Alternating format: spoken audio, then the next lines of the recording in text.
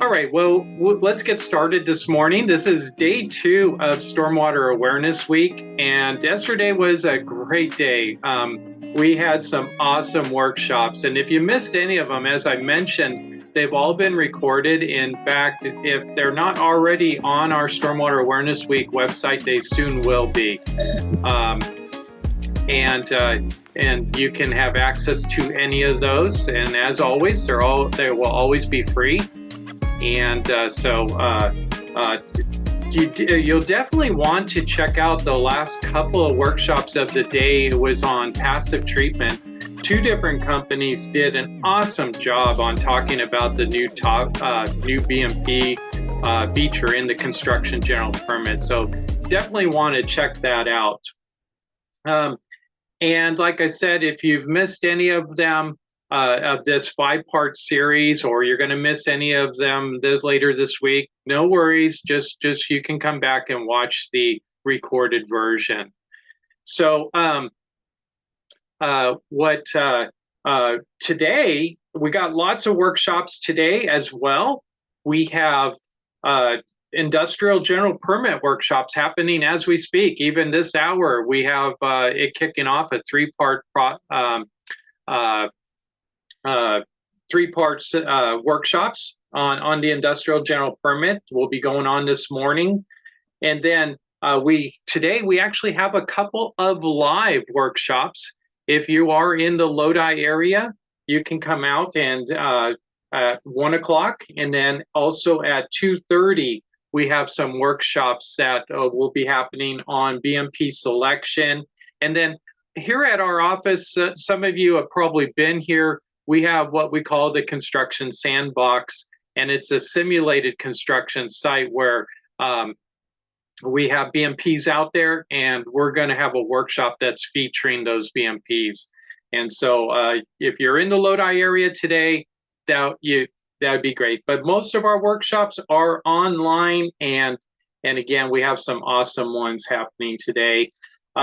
As I mentioned earlier, as you were logging on, this has been a phenomenal event already. We already have some 3,400 plus registrants for the event. It's blown us away.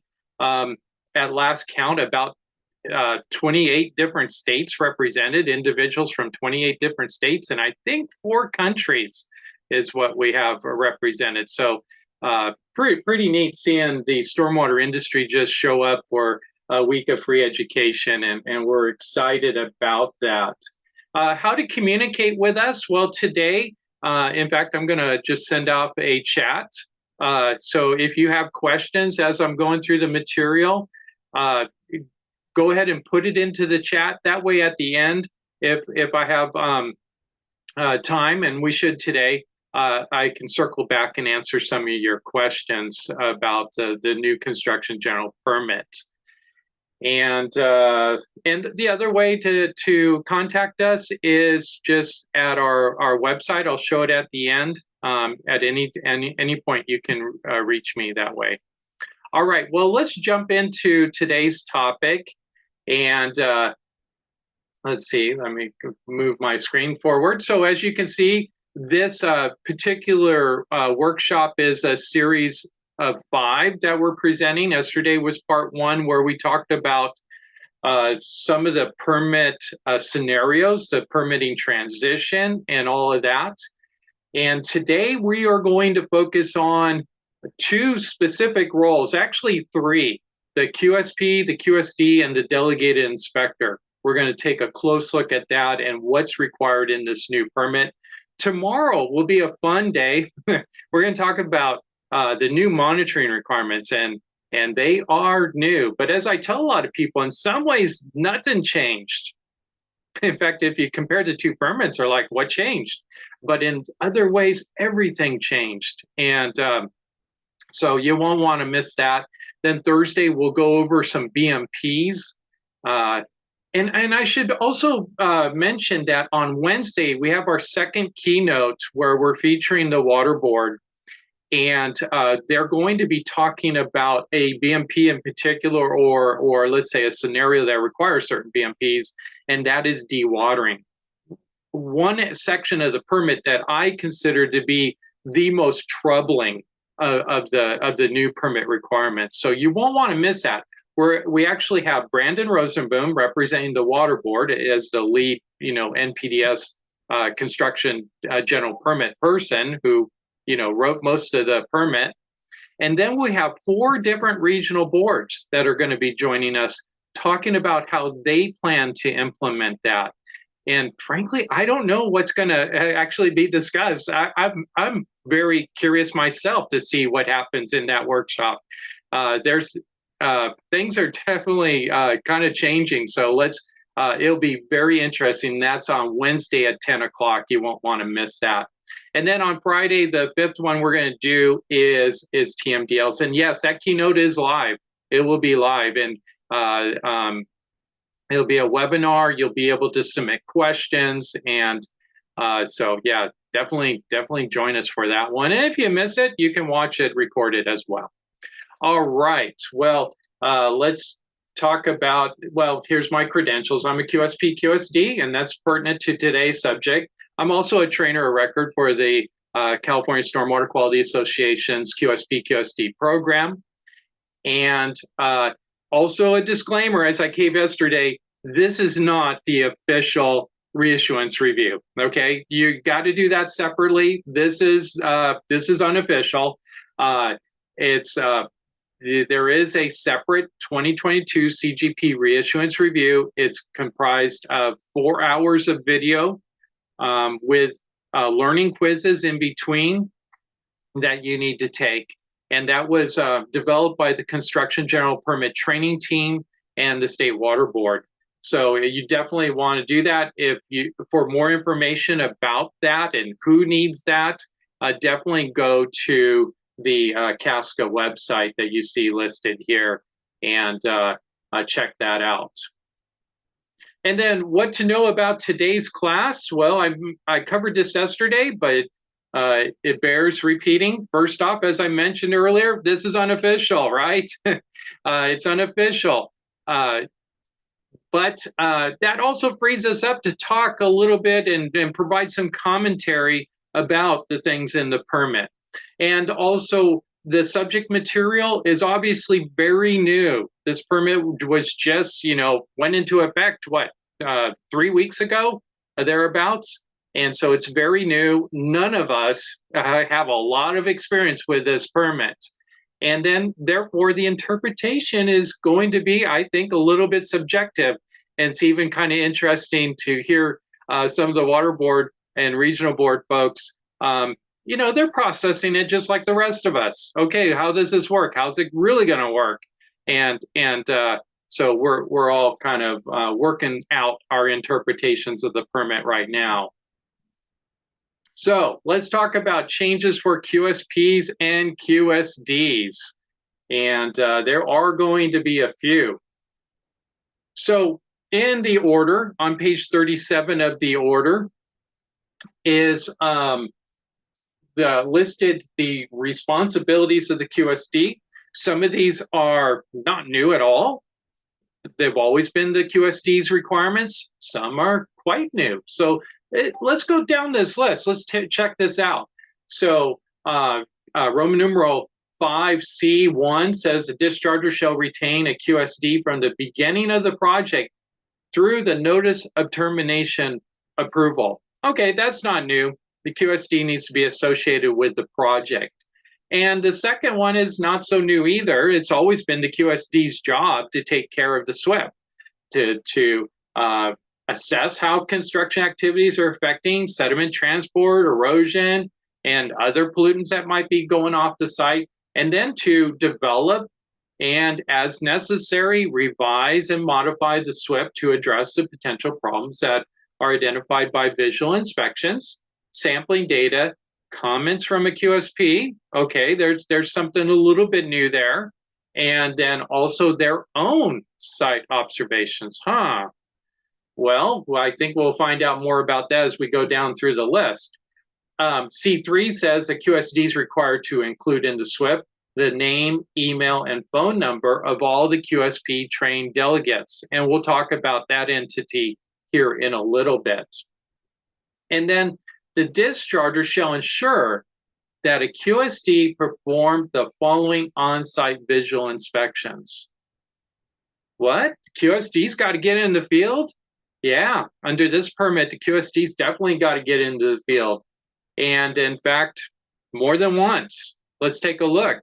The first time is, well, when the project begins, or when the QSP begins their work on the project. So within the first 30 days of the project commencing, or the first 30 days of the QSD being on the job, boots on the ground. They got to get out there, got to take a look at the site.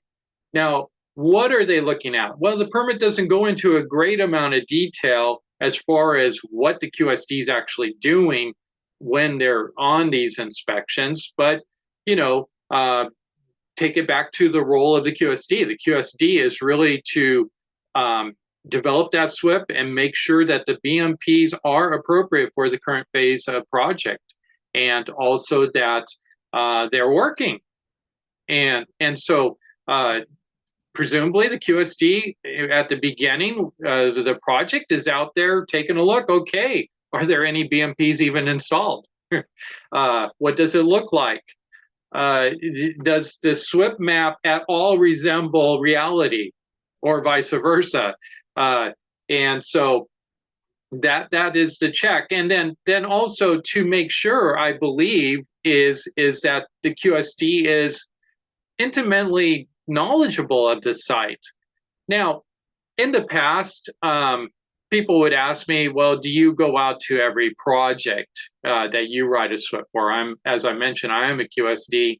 Do you go out to every project? And I'm like, no, not every project needs me to be out there, at least those under the 2009 CGP. Now, obviously, now under the 2022 permit, I have an obligation to be out there, and I will be out there. But do I really need to visit every project in the past? No, especially in the Central Valley where things are flat. We got really good Google Earth imaging, even Street View. Lots of times I can see enough in the Central Valley to really get a good feel about what's going on at the site. Now, there are times that I definitely go out to the project.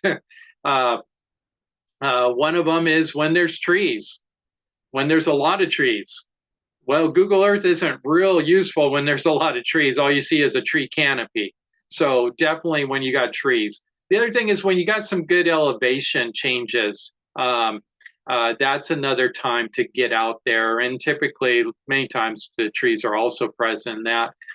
When we have some complexity with the drainage system or the natural drainage systems, we have ephemeral streams going through it, or even very sensitive water bodies going through it, then that definitely merits going out. So if there's any environmentally sensitive areas, usually that will merit a visit from the QSD, at least from me, under the 2009 permit is what I'm talking about. And of course, if the job site is really cool, like I have some in Yosemite. Oh, I always have to go to a job site in Yosemite. I don't care, how clear it is, right? Or at the beach. Yeah, if I have one at the beach, yeah, no, that definitely merits a site visit, right? So, but now under the 2022 permit, it doesn't matter what the site is. When it begins, I need to be out there. Now, you'll notice something too, a little strange in this requirement. You would have thought the water board would have required the QSD to visit the site before the SWIP is developed. They don't. So I still can develop and probably will still develop SWIPs that I have not physically gone out there to take a look at. And I'll probably still use the same criteria that I just described to you as far as determining when to go out there or not go out there. But now, if it's under the 2022 permit, when the project starts, I need to be out there. The QSD needs to be out there, boots on the ground within 30 days. The next time the QSD needs to be out there is twice a year. In fact, two specific times during the year, August through October. Somebody unmute yourself. Tell me why August through October. Why do you think that time period? Start of the rain season? Yeah, before the rain, right? It's kind of pre-storm, right? So if you're familiar with Caltrans projects, you know it's the winterization visit, right, for the winterization plan. So yeah, it's kind of thinking through. Yeah, the rain's going to come here in the next few months, so we need to get the site ready. What do we need to do? And then January through March, what's the purpose of that? Who can tell me? Be a post. A post, or actually mid season, right? It's kind of to see how things are doing. Are the BMPs holding up?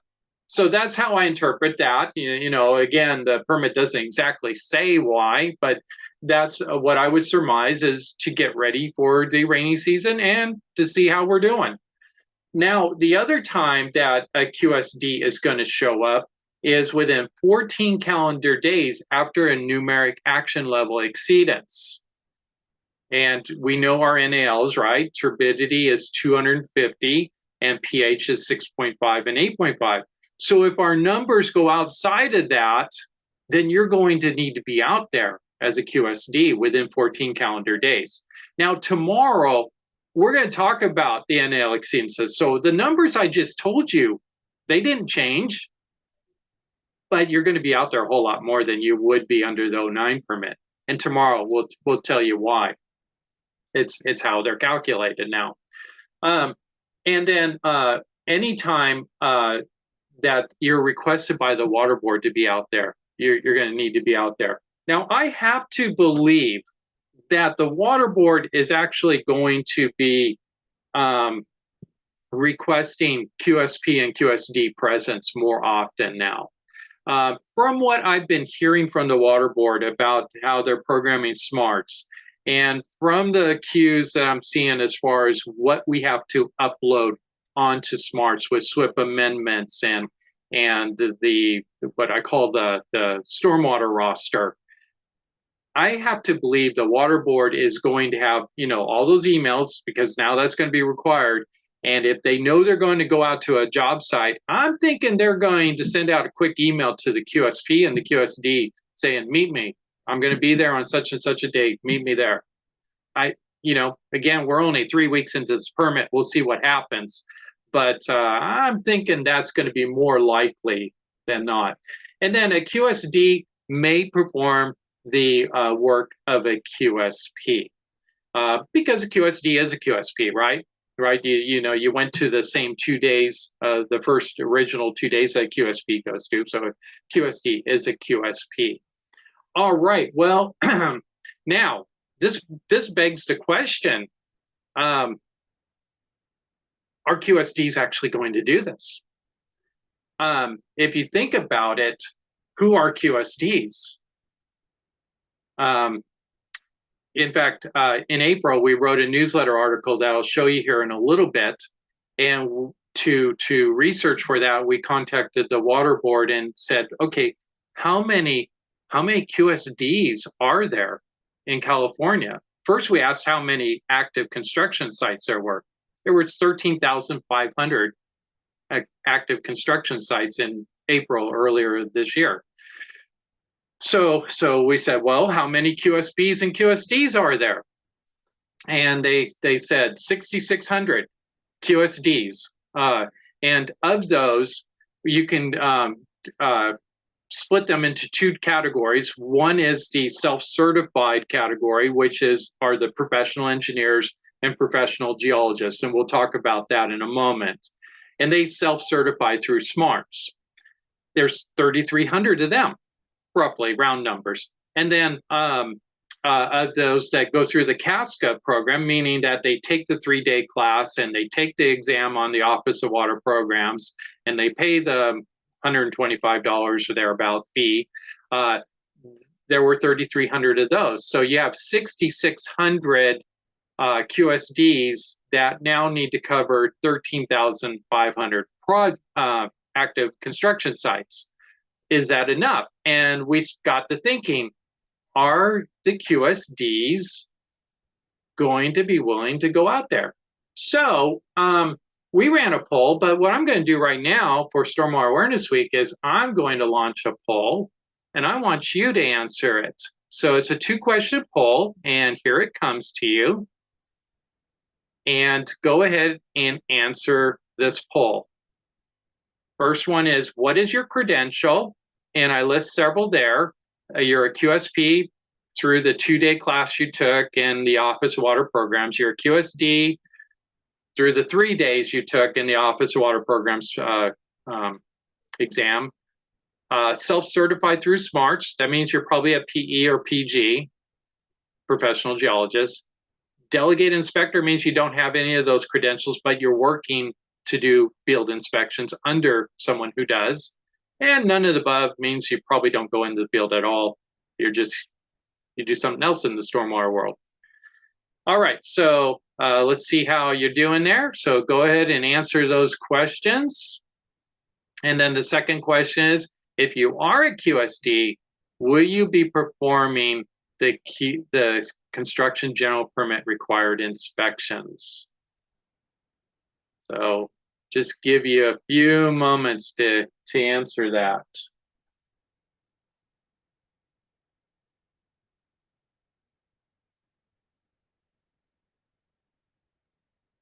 All right, let's see. We're getting pretty good participation there.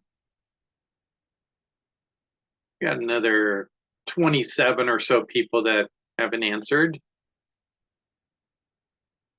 All right, so just a few more seconds, and then we'll close the poll. If you haven't answered, answer quickly.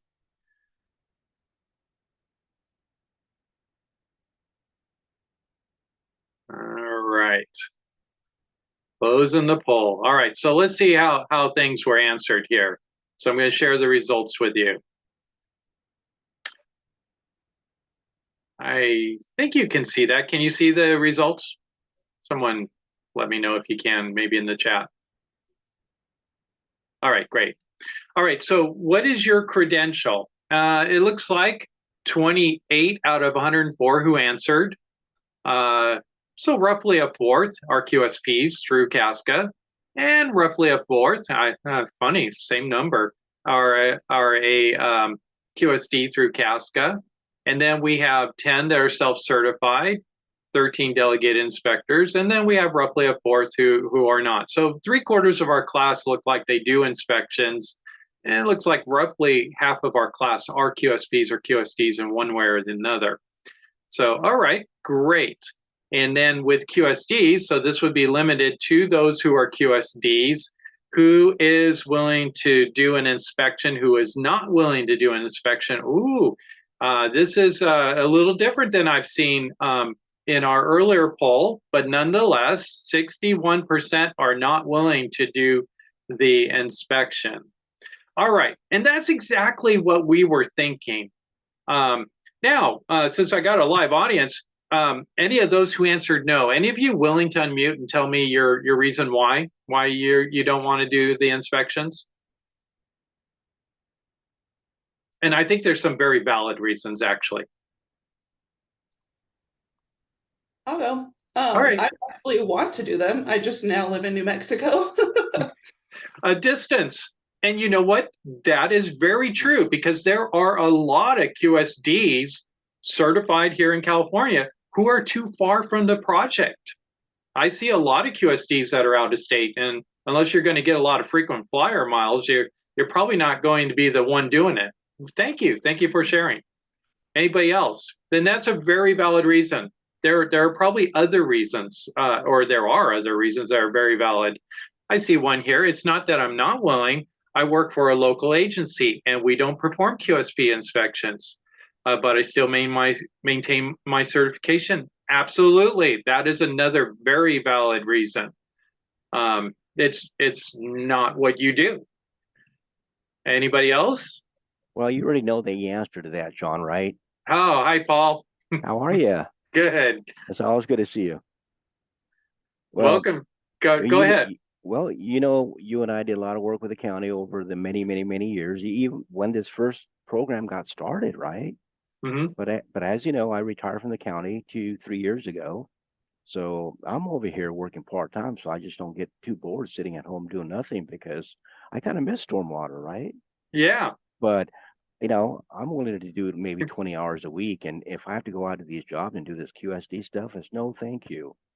Yeah. It's Okay. not that, so that's fine. You don't miss stormwater that much. Well, I'm here participating with this. Am I not? Yeah. Yeah. Good. Thank you for sharing, Paul. Yeah, that's a good point. Anybody else? Those are all very valid reasons. Exactly what we were thinking. Engineers. I haven't. Well, Paul's an engineer, but engineers who are active, not semi-retired, but those who are active. I have to believe that when they come in Monday morning, the first thing they're thinking is not, what sites can I inspect to this week? They're not thinking, oh man, it's going to rain this week, I need to get out in the field. No, they're not thinking that. They're busy doing engineering, right? Whatever engineers do. You can always tell an engineer, right? You can't tell them much, but you can tell one. No, it's just bad jokes. All right, but anyways, engineers are busy doing engineering. They're not going to be thinking, I need to get out in the field and do stormwater inspections. The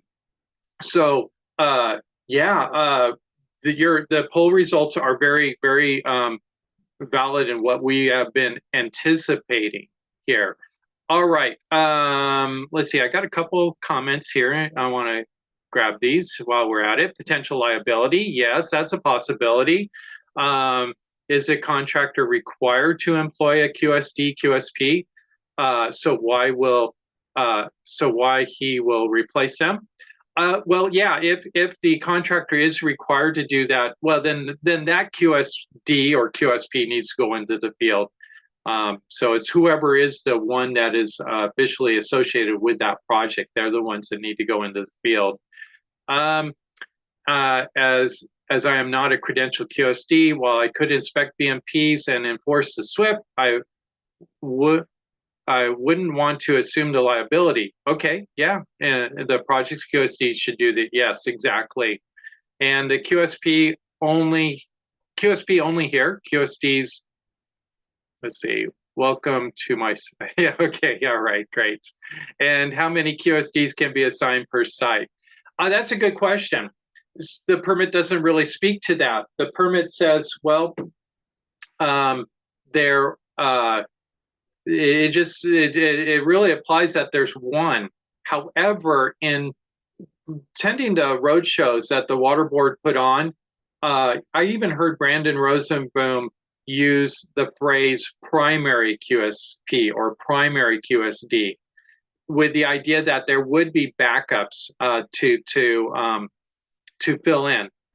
If you've done work for Caltrans, they have the position water pollution control manager, which in the past had to be a QSD. Now it can also be a QSP. But you could have your main one, and then you had alternate water pollution control managers, and that's how I see things going in this new construction general permit. All right, great. Let's move on though. And here's the article that we did, but you guys just demonstrated it. And we did do a online one. Now, here's some of the results that we had. Describe your QSD credential. Similar results to what we just saw.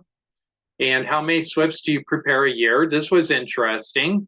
Of those that we asked, 51% do 2 or less SWIPs that they're preparing. Where it looks like 10% are doing the lion's share of the work. They're doing more than 24 a year. And then how many times a month are you currently performing inspections? And we had about a quarter of them say, I don't do inspections at all. And about another quarter do 2 or less a month. So half of the people are doing the bulk of the inspections. And then for how many active projects are you currently the QSD? And so here we had half of the people were 2 or less sites. And a quarter of the folks were doing more than 10 sites. So again, it kind of points to you have a relatively small segment of the total number of QSDs that are doing the bulk of the work. And so why were we doing these questions? And here's the last one. Are you willing to go out there?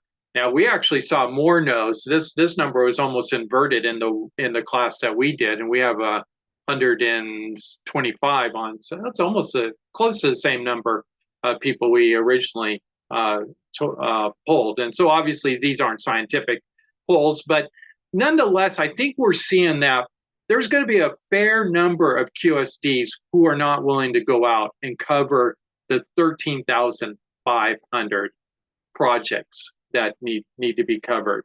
And so what's that telling us? Well, I think it's telling us that there's going to be a bit of a shortage on QSDs, and we're going to need some more QSDs, particularly those who are willing to go out into the field. All right. Oh, I got so busy, I forgot to admit people. All right, well, if you're just joining us, I apologize. We were doing a poll and I got distracted and forgot to admit people into my class, so I apologize. And for those of you who just attended or just came in, I apologize for not noticing you were waiting to come in. But the good news is this class is being recorded, so you can go back and see the portion you missed. All right, now we're going to move into the QSP requirements in the new permit. And so the discharger shall ensure that QSP perform the following on-site visual inspections. First one out of the gate, once every calendar month. And when I first saw that, I have to tell you, I freaked a bit. You know, maybe some of you did too. You know, I'm like, wait, this has got to be a typo, because I know it's weekly. I know it's still weekly. In fact, we go to attachment D, it's weekly. Now, I even sent Brandon Rosenboom an email, and he goes, John, calm down. No. Yes, somebody needs to be out there weekly, but the QSP herself or himself, they need to get out there once a month. And if it's not them, then it's going to be a delegated inspector. So then the next one, notice this one, within 72 hours prior to a forecasted qualifying precipitation event, to inspect areas of concern, to verify the status of any deficiencies, BMPs, or other identified issues at the site. Now, tomorrow, we're going to talk about this pre-storm. And so today, we're not going to take time to get into the weeds about the pre-storm. But notice who has to do the pre-storm. It's the QSP. In fact, the delegated inspector cannot do the pre-storm. All right, so, you know, we asked the water board how many QSDs there were, and they said 6,600. Does anybody want to take a guess? Well, it was in our newsletter article, so we'll find out who read it. How many QSPs are there? Somebody, you know, type it in, take a guess. How many QSPs are there as of April of earlier this year? Active QSPs, 6,600 QSDs. How many QSPs? Covering 13,500 sites. Anybody want to take a guess?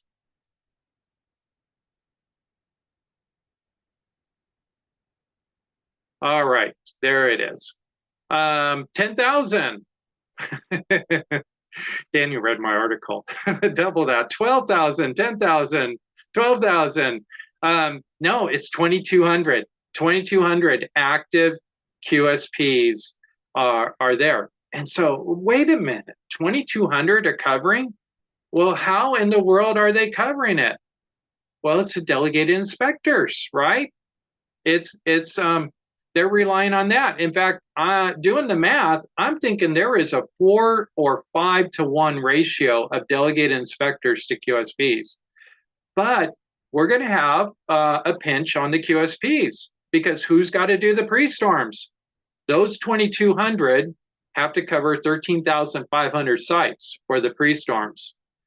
And I have to believe that not all 2,200 QSPs are actively doing QSP work. So, I think we're going to have a little bit of a pinch on QSPs too when it comes to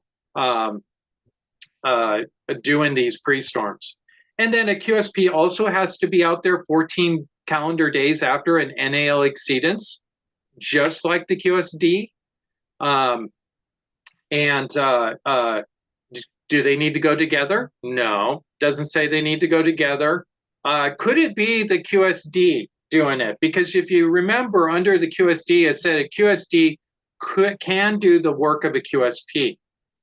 And as I read through the permit, and as I've listened to the road shows that the water board put on, and some of the workshops that the water board put on, I'm really getting the flavor that, or the sense that it's going to be like a roster.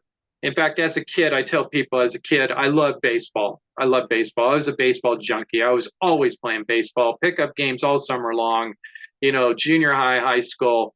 But the thing was, I was Charlie Brown. I was awful. I loved baseball, ate, read, breathed, listened to baseball, lived baseball, but I was so bad. I couldn't hit a ball, to save my life. But I did learn a few things about baseball, and one of them was that the coach at the beginning of every game would go out to the ump, and what would he give them? Give them the lineup, right? The lineup. And not just 9 positions, right? But there's a name next to all those 9 positions. And it has to be a specific name there.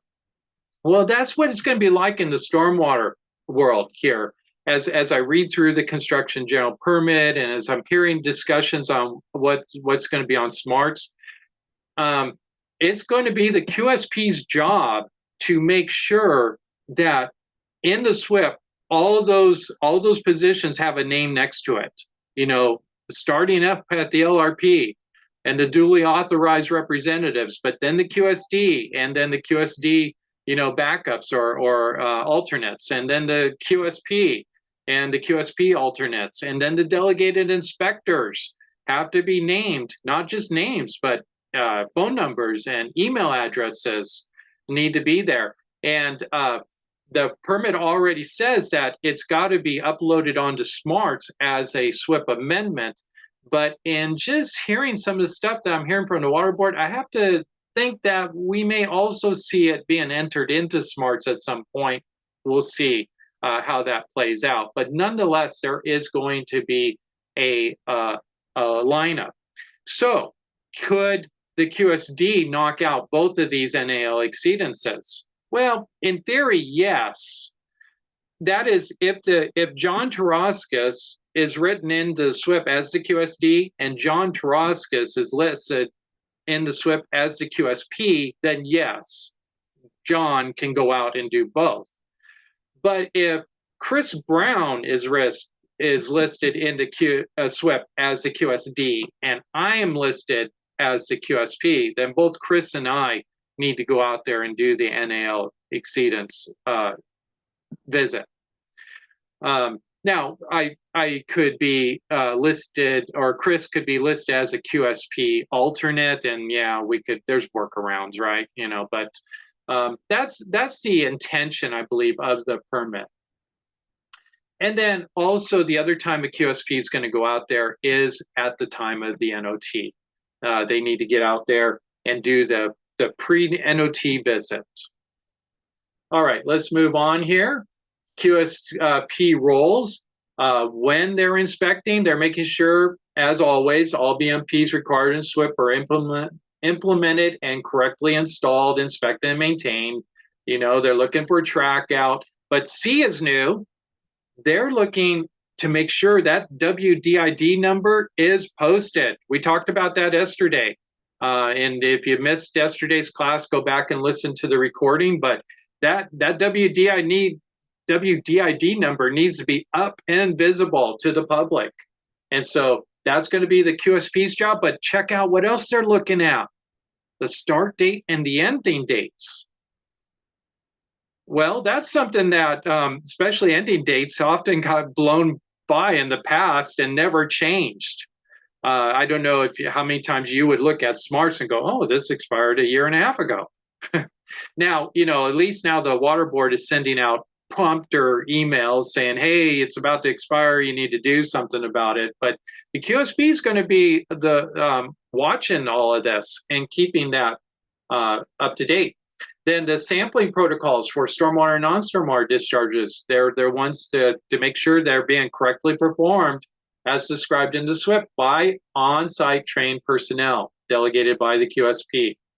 And then also notice who is the record keeper, not just with data or BMPs, but with contact information. Remember that roster? The QSP, contact information, including the name, phone number, email for the discharger. Discharger? Illegally responsible person. QSDs, QSPs. They are updated in smarts and within, they're updated within 90 days of the change. So the QSP is also taking on new responsibility of being that record keeper. And then photo documentation is now required, notice an F. We've had, over the years, clients who would say, oh, don't take photos. We don't want photos. Well, they're no longer optional. They now are required. Okay, let's talk about another player here, Delegated Inspector. Now, as I mentioned, there's only 2,200 QSPs, and that's if everybody shows up to do an inspection. Covering 13,500 sites, we got to rely on delegated inspectors. And so the discharge shall ensure that the QSP verifies, as we saw earlier, that they're the ones who are putting together the sampling protocols and making sure that the delegated inspectors are trained on them. And then in Roman numeral 5E1, it says the discharger may authorize a QSP to delegate visual inspection, sampling, or SWIP and BMP implementation activities to others. And it gives some ideas of who that might be, that have received training for their respective tasks. Now, this time in this permit, that training is defined. And there's two parts, and the Construction General Permit Training Team is developing this. So part one is going to be a foundational training for all delegates. Basically, information about the permit requirements, like who are the different players? What does a QSD do? What does a QSP do? How do we determine the forecast? How do we monitor and inspect and report those? And so there's permit related topics. And then also there needs to be a site-specific training. Now, I don't know if, last I heard, the Construction General Permit Training Team hasn't come out with this yet, this training. I'm not sure what it's going to look like. I am thinking that maybe that reissuance training can be repurposed somewhat for some of that foundational training. It wouldn't surprise me if it is repurposed a little bit, but I guess we'll see what's involved in there. But I'm thinking that if the reissuance training was about 4 hours, I'm thinking 2 to 4 hours foundational training is something that we probably could expect to see. And then the site-specific training, well, to cover the topics there about visual inspection, sampling procedures, like just the common sense stuff, like how do you use this turbidimeter? How do you use this pH pen? Where do we sample? All of that, that's another hour or two of training as well. And remember all that record keeping? I'm kind of wondering, and we'll see, I wouldn't be surprised if we get here, that just like the water board now has documentation of who's taking the reissuance training, I'm kind of wondering if there's going to be documentation on smarts of who's actually taken the foundational training. I'm wondering, we'll see. There's been no announcements. This is just John speculating here, but I don't know, wouldn't surprise me.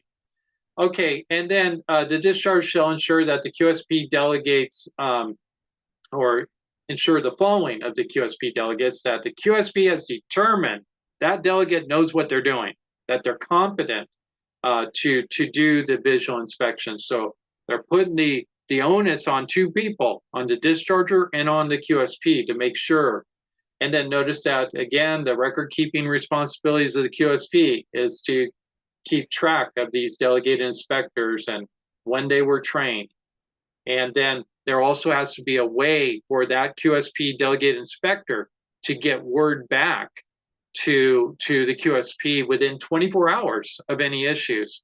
Now, today, with most people, I think, are using electronic inspection services, apps, that type of thing.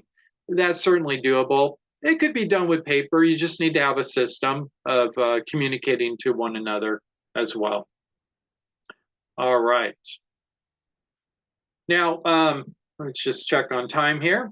So one of the things that has frustrated the water board, and I've heard also many regional board staff talk about this, is there are a lot of QSPs and QSDs out there that either by the way they write their SWIP or the way they do their work, it just is really apparent that either one, they don't care, or two, they lack the knowledge that's really needed to do it effectively. And so that has been really frustrating with the water board. And so they've built in a little bit of accountability into this permit. And one of them is this, they have a suspension clause and a rescission clause. They can suspend a QSP or QSD certification if they have shown at one or more sites that they lack knowledge or training.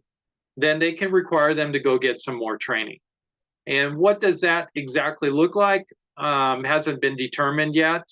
In the past, I've seen our regional board here, Region 5, require contractors to contact a trainer of record to get 2 or 4 hours of training before they could resume operations on the site. You know, that was pre-COVID. I haven't seen it since COVID, but we were starting to see that. So they might look like that. I don't know. Or they might require them to go back to a QSP, QSD class.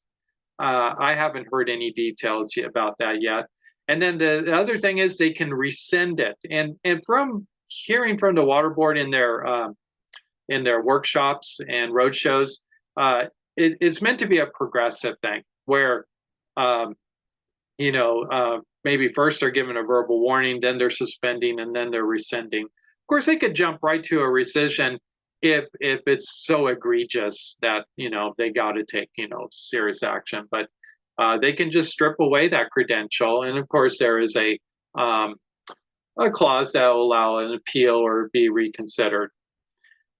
Okay, so there's different ways to become a QSP, QSD, as we were seeing in the poll. The first way, still in the permit, is through what they call the self-certified option.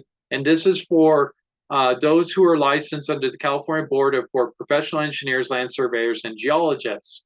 So a professional engineer or professional geologist with the expertise, the erosion sediment control expertise, can then self-certify on smarts that they are that they know that, and they can get their QSP, QSD that way.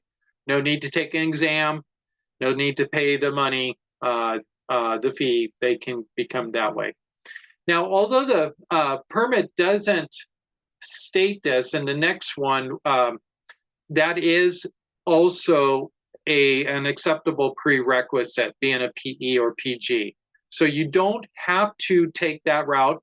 I do know some PEs and PGs who have decided to go through what we call the CASCA QSD option. And that's where in the permit it says you complete the required prerequisites, and we'll see here's a list of them. You complete the QSP, QSD training, the 2 or 3 day class, and then you pass the exam that goes with that class, and then you register as a QSP, QSD through CASCA, pay the 2-year fee, and then you become a QSP, QSD. And the prerequisites, they have changed a bit. We have still the PE and PG, as I mentioned, although they're not listed any longer in this list. I have heard during the road shows the water board say that they still are a prerequisite. So if you decide to take the CASCA route, you could use that still.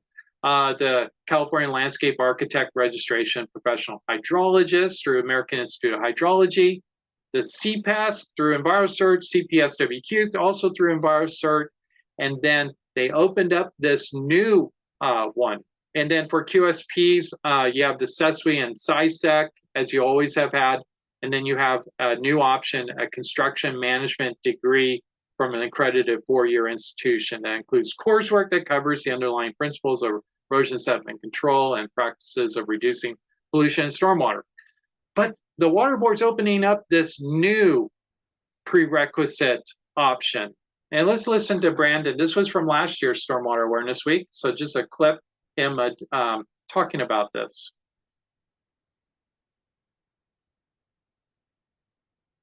Speaking of training, the proposed permit opens a new opportunity to what's often referred to as the underlying certification. You know, the CPESC, the PE, the PG. There's a new opportunity. Could you please tell us a little bit about what the Water Board's maybe hoping to see come out of this this new feature of the permit? Mm-hmm. So you're absolutely right. And I can actually kind of consider this a pretty exciting feature of the new permit.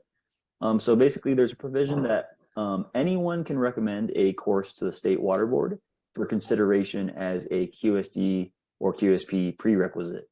And then water board staff such as myself will review the course and consider criteria that are established by the stormwater professionals with the training team before making a recommendation to our Deputy Director of the Division of Water Quality at the State Water Board to accept that course as a qualified prerequisite. And so the training team is particularly interested in courses that focus on the fundamentals of stormwater management at construction sites, such as basic monitoring procedures, proper erosion and sediment control. And in doing so, the QSP training program can focus or concentrate on orienting the candidate to the specific requirements of the construction stormwater general permit. So what we're looking for those prerequisite courses to do is to prepare them and have them have a sound foundation of stormwater management as a whole before kind of tweaking that towards the requirements of the permit. All right, we'll stop there. So yeah, we're excited about that option that's coming out. We'll see what happens with that. One of the frustrations with the certificate programs, and they're great programs, you know, I'm not saying anything bad about them, but the expectation, and I used to be a CPESC instructor, one of the things we used to say is, we expect you to already know this, you know, when they would come to a review class. We expect you to already know this. We're going to review some things, but we're not even reviewing everything on the exam. You need to already know this. Well, that's great, and that, you know, that's how that's how. Oops. Carolyn and Olivia. Let me there we go. That's great, and that's how that certification program works. Again, I'm not saying anything negative about it, but it is definitely by their own admission not a training program. And that's what I'm hearing the Water Board say is part of their frustration is we're getting individuals that are credentialed that really have not received the training that they need. And so I'm excited to see some of what may come out of this. I'm hoping that statewide we'll have options where you have some very dynamic training programs. You know, I think of John McCullough up at Shasta College. You know, he does some phenomenal trainings there with Shasta College. And you know, we're toying with it as well here. And so I'm hoping that there's some new opportunities where people who want to get into this profession can take a class, really learn, really demonstrate that they have learned, and then have a great foundation for building on. So we'll see what happens. But you know, if you're needing to become a QSP QSD here soon, and you haven't registered, or you're waiting to take your CPESC or your CESWI or CISEC or something, I would not hold on that. I would keep that process going, because I think we're still probably, it's hard to say. We're probably still at least a year off from seeing any of these become a reality. You know, I may be surprised. I don't know what people are developing across the state, but it's still probably a ways off, but it'll be cool to see if that happens. Right. Oops. All right. So again, another thing to make sure that the professionals are staying up on it is now in the permit is a requirement for continuing education, 6 hours of continuing education for QSPs and QSDs who went through the CASCA route, not the self-certified route, through the CASCA route that we mentioned earlier. Now, it does say if you are, let's say, a CESWI, CISEC, CPESC, one of those that already has this PDH requirements, then that's fine. You just meet that. You don't have to meet this in addition. So, all right. So with that, I have only a few more minutes, but let's take a look at some of the questions here in the dialogue. All right, so yeah, I didn't realize that the foundational training was being developed by the construction general permit team. Yeah, I have, and I have not heard how close they are in releasing that, or if they even have. It wouldn't surprise me if maybe they've come out with an outline, but I haven't heard. Do I have any CGPTT members on the webinar today? Anybody that's with the CGPTT that might want to comment?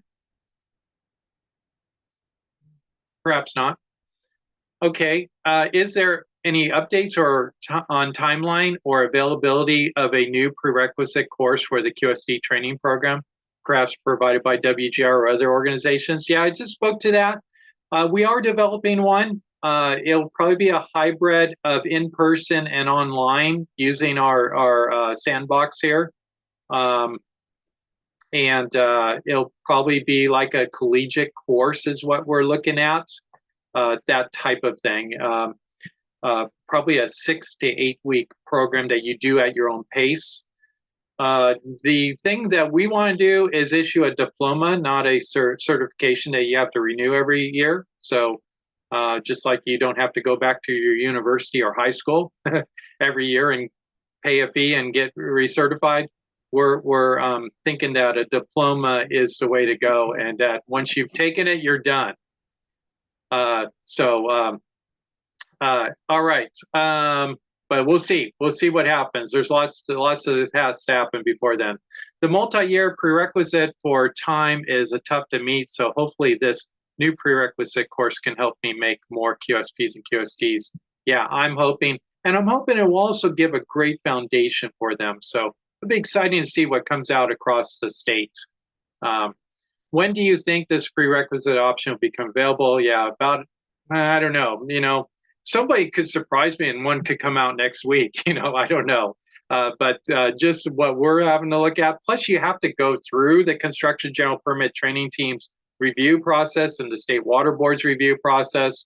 All of that is described in the construction general permit. It'll probably take months at least. Will these classes qualify as continuing education? I'm not sure whether you're talking about the prerequisite class or the Stormwater Awareness Week classes. I'm actually giving a workshop on that topic, so you might want to attend that, and that's going to be on let's see, what day is that on? I think it's on Friday or Thursday. Creative PDH creative PDH ideas. So I'm actually giving a whole workshop just on that.